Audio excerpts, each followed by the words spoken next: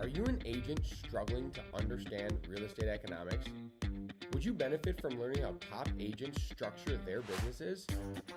Then you've come to the right place.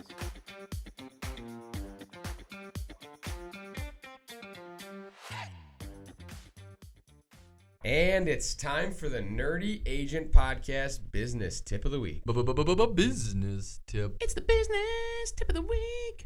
Today, we are going to be talking about what your client should be spending money on for their listings. And we're talking about this specifically today because obviously it's gotten a little bit harder to sell a house.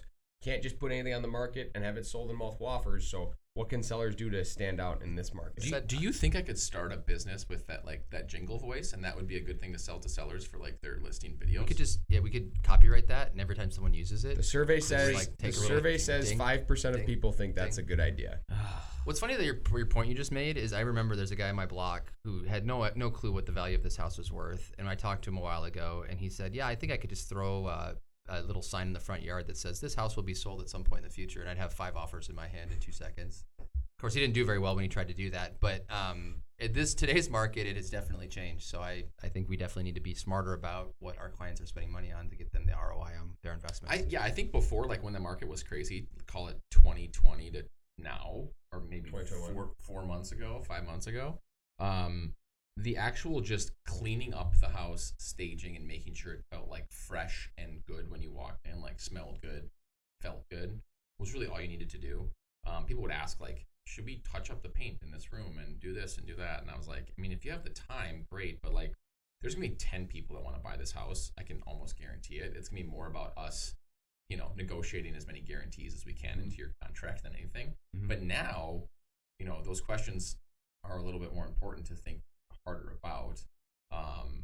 Like you said, staging is obviously very important, and we always are doing that. Physical staging outside of the initial just staging with your own furniture. Yeah, that would be the next step now, right? And, we've had options of either doing full furniture staging or just bringing in some light different things. But I still think, the age-old make the home feel like an Airbnb is always a nice way to help people conceptualize that. Yeah, even in the time when times were good, right? The one mistake I think people made is they thought, well, the market's good, I'm just going to throw it on, it's going to sell, which is true. But if they had done it right, it might have sold for a lot more because you can create more people that are interested still. So it's always still important on a listing to make sure you do everything you can to create an emotional connection to the house, right? I tell every seller that. You want people to come in and immediately feel like, I would love to live in this house. How do I create that emotional connection?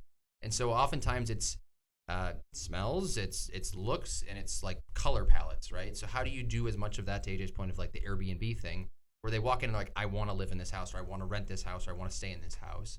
And then the second component I tell people is you want to also look at the things that would be if you're walking through trying to buy a house, the things would be oh, I don't want this anymore. And try to eliminate as many of those as possible, or red flags that you would see as you're walking through a house. So even something as simple as this floor vent is completely dinged and pulled up from the ground.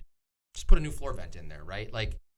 It seems silly, but you might see that and be oh, well, they didn't actually care for their house very well because this floor vent is bent in half and they never replaced it. The front door lock doesn't work very well. Yep. That's a big one. The front door lock, you have to pull the key out halfway and then jiggle it around in order to unlock the door.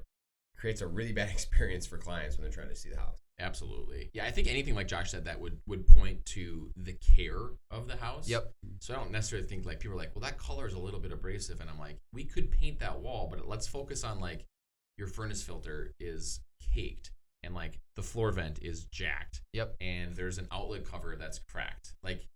Let's just start there and let's see where we end up. But the stuff where it's these people clearly love their house and love living here is the number one most important thing. Yep. And buyers can actually see that because every time I walk into a house, and you can tell, they always mention it.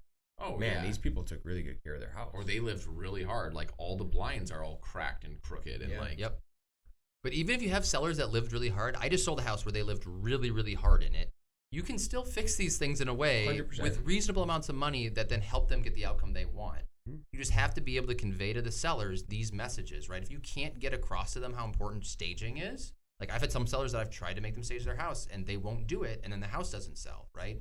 You have to be able to have the right script to get that across to them. Otherwise, you're going to run into problems down the road. I think that a lot of that becomes not being super abrasive with the sellers either. Not saying, oh man, these blinds are gross. We need to replace these. And try and a little bit softer with them. It's really important that as someone walks through your house, that they're going to nitpick every little detail. And so if there's little things, even like this blind that has a little tear in it, they might look at that and try to extrapolate something else in terms of the way that they feel about this house. So if it's going to be $300 to replace this blind, it seems ridiculous, but at certain price points, it might make sense to actually go through with that. Removing all possible objections the buyers could possibly have. Yep, exactly. And that's all we have for the business tip of the week. Business tip. Business tip of the week.